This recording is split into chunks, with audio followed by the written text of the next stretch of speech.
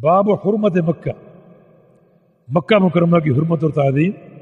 جب ایک حاجی مکہ مکرمہ جا رہا ہے، اللہ کے گھر جا رہا ہے، تو اللہ کے گھر کی تعظیم، بلکہ مکہ مکرمہ کی تعظیم کے تقاضے اور امور سمجھ کر اور سیکھ کر جائے، اور اللہ کے گھر کی تعظیم ملحوظ رکھے، اور کوئی ایسا کام نہ کرے جو بیت اللہ یا اس بلد حرام مکہ مکرمہ کی تعظیم کے منافی ہو۔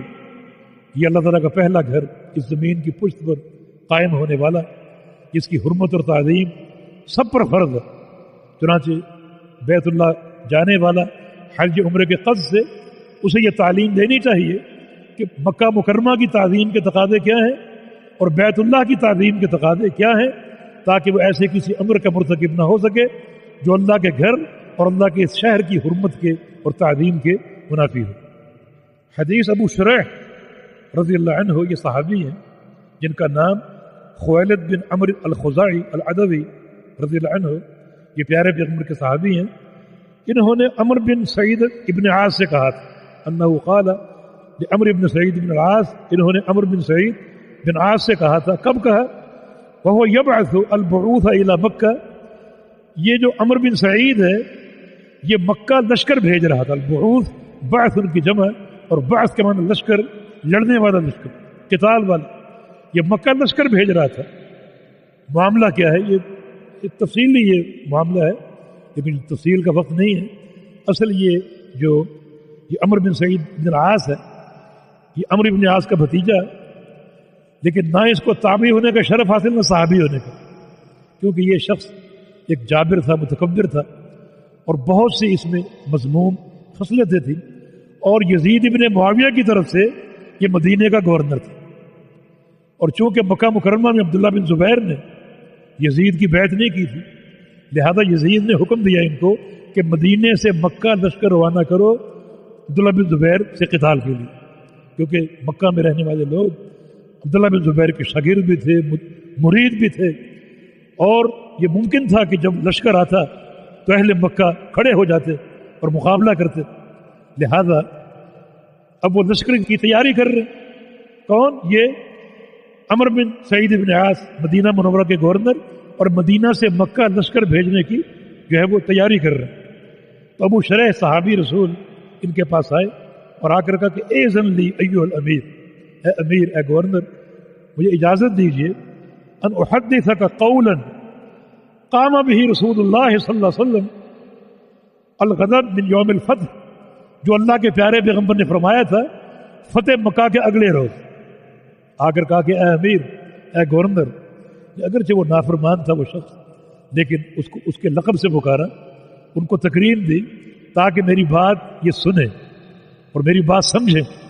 تو کہا کہ آپ جو لشکر بھیج رہے ہیں مکہ مکرمہ، ہو سکتا ہے قتال ہو جائے اور مکہ کی حرمت اور تعظیم پامال ہو، مجھے اجازت دو کہ میں آپ کو ایک حدیث سناؤں۔ وہ حدیث اللہ کے پیغمبر نے بیان کی تھی فتح مکہ کے اگلے روز۔ چنانچہ آپ نے خطبہ ارشاد فرمایا فتح مکہ کے اگلے دن، سمعت اذنایا، اس حدیث کو میرے ان دونوں کانوں نے سنا، ووعہ قلبی، اور میرے دل نے اس کو محفوظ کر لیا، سنتے ہی وہ حدیث مجھے یاد ہو گئی، اور وابصرت عینایا، اور میں نے اللہ کے پیارے پیغمبر کو دیکھا اس حدیث کو بیان کرتے ہوئے، آنکھوں نے دیکھا، کانوں نے سنا، اور دل نے اس حدیث کو یاد کر دیا۔ کتنے بڑے شرف کی بات ہے۔ نظر اللہ عمرہ سامع مقالتی حافظہ ثم اداہ الی سامع، اے اللہ اس شخص کے چہرے کو تر و تازہ کر دینا کہ پھر ایک حدیث کو سن لے اور اس کو یاد کر دے اور آگے پہنچا دے۔ سن بھی لیا، یاد بھی کر لیا، اور اب آگے پہنچا رہے بڑے اہم موڑ پر۔ حمد اللہ و اثنا علیہ، اللہ کے پیارے پیغمبر نے اللہ کی حمد و ثنا بیان کی، اور حمد و ثنا بیان کر کے ثم قال، پھر فرمایا کہ ان مکہ حرمها اللہ، مکہ کو اللہ نے حرام کر دیا، ولم یحرمها الناس، لوگوں نے حرام نہیں کیا۔ مکہ کی حرمت اور تعظیم اللہ کے امر سے ہے، نہ کہ لوگوں کے کہنے سے۔ اس کی اہمیت کو سمجھو، اس کی حرمت اللہ کی طرف سے ہے۔ فلا یحل لامرئ یؤمن باللہ والیوم الآخر ان یسفک بها دما ولا یعضد بها شجرة، کسی شخص کے لیے جائز نہیں، حلال نہیں، جو اللہ کو مانتا ہے اور قیامت کے دن کو مانتا ہے، ان یسفک بها دما، کہ وہ مکہ میں خون بہائے، مکہ میں خون بہانے کی کسی کو اجازت نہیں ہے، بلکہ اس حد تک بھی اجازت نہیں ہے بلا یعضد بہا شجرہ کہ مکہ کے کسی درخت کو اکھیڑے، کسی درخت کو اکھیڑے، اس حد تک کی بھی اجازت نہیں ہے۔ مکہ کی اتنی تعظیم، یہ درخت کو اکھیڑنا یہ ایک قسم کا استخفاف ہے، یہ کسی چیز کی اہمیت کو کم کرنا۔ آپ کسی جگہ کے درخت کو اکھیڑیں اور اکھیڑ کر پھینک دیں تو یہ اس جگہ کی جو اہمیت ہو آپ کے نزدیک کم ہے، جس کی اہمیت آپ کے نزدیک زیادہ ہو وہاں پہ ایسا کام نہیں کریں تاکہ اس کی صفائی اور اس کی عظمت برقرار رہے۔ تو فرمایا کہ خون بہانا تو بڑی بات ہے، درخت کاٹنا بھی جائز نہیں، درخت کاٹنا بھی جائز نہیں، بلکہ احادیث سے یہ بات ثابت ہے، آگے شاید آپ پڑھیں گے کہ مکہ میں شکار کرنا جائز نہیں، یعنی مکہ کے جانوروں کی تعظیم بھی تم پر مسلط ہے، بلکہ شکار کرنا تو بڑی بات ہے۔ آپ مکہ میں کوئی شکار دیکھیں اس کو دھتکارنا اور بھگانا شروع کر دیں کہ اس کو ارض حل میں جا کر شکار کر لیں، حرم سے باہر نکال کر اس کو شکار کو بھگانا اور دوڑانا بھی جائز نہیں، اتنی مکہ کی تعظیم۔ تو وہاں خون بہانا ناجائز ہے، اس کے درخت کاٹنا ناجائز ہے۔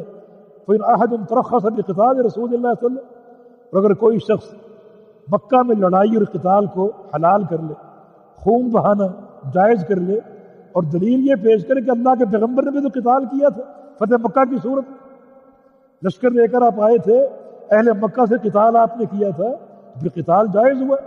اگر کوئی شخص یہ دلیل پکڑے فقولوا، اس کو جواب دو، یہ اللہ کے پیغمبر فرما رہے، اس کو جواب دو کہ ان اللہ قد اذن لرسولہ ولم یأذن لکم، کہ اللہ کے پیغمبر نے جو قتال کیا تھا، لڑائی کی تھی، تو اللہ کی اجازت سے کی تھی، اللہ نے خاص طور پہ اپنے رسول کو اجازت دی تھی، ولم یأذن لکم، اور تمہیں اجازت نہیں دی۔ وہ اللہ کی اجازت تھی، رسول اپنی مرضی سے کوئی کام نہیں کرتا، اللہ کے امر سے کرتا، اس کی اجازت سے کرتا، تو اللہ نے رسول کو اجازت دی تھی، تمہیں نہیں دی۔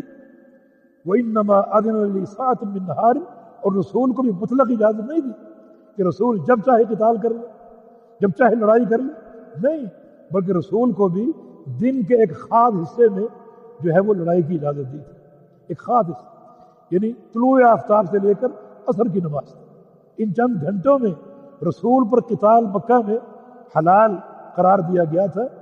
وقد عادت حرمتها اليوم حرمتها بالامس، اس کے بعد مکہ کی حرمت لوٹ آئی، گزشتہ کل کی تھی، جیسے گزرے ہوئے کل مکہ حرام تھا، آج بھی حرام ہو چکا، چند گھنٹوں کے لیے حلال ہوا اس میں قتال کرنا۔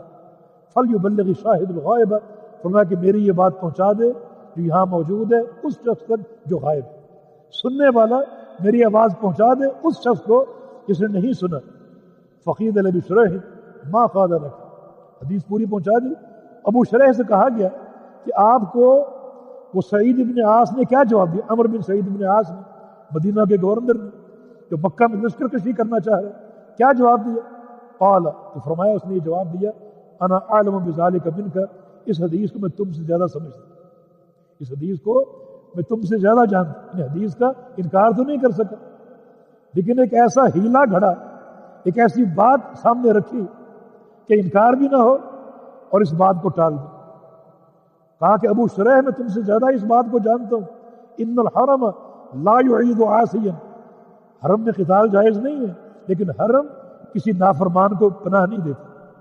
اگر ایک شخص نافرمانی کر کے حرم میں آ کے چھپ جائے تو اس کو پناہ دو گے؟ ولا فارم بدم، نہ کسی قاتل یا خونی کو پناہ دیتے، ولا فارم بخربہ، اور نہ کسی خائن شخص کو پناہ دیتے۔ ایک شخص خیانت کرے اور خیانت کر کے یہاں آ کر چھپ جائے اور پناہ لے لے، اس کو پناہ دو گے؟ تو کیا عبداللہ بن زبیر ایسے تھے؟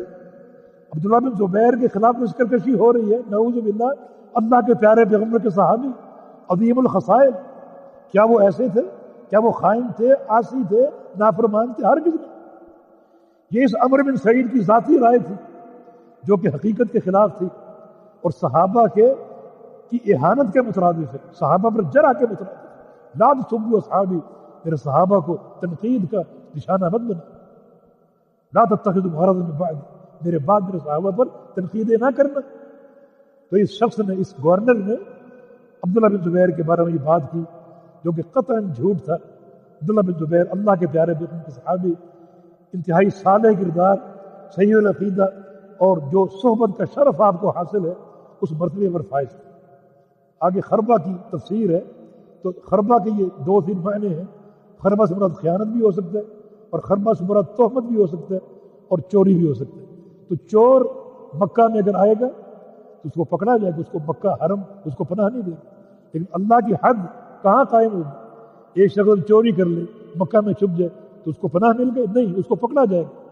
اور حکومت وقت فرض ہے اس پر اللہ کی حد قائم کرے، لیکن حد حرم کی حدود میں نہیں بلکہ حدود حرم سے باہر جا کر جو ہے وہ قائم ہوگی۔ ایک شخص جو ہے وہ زانی ہے، اس کو سنسار کہاں کریں گے؟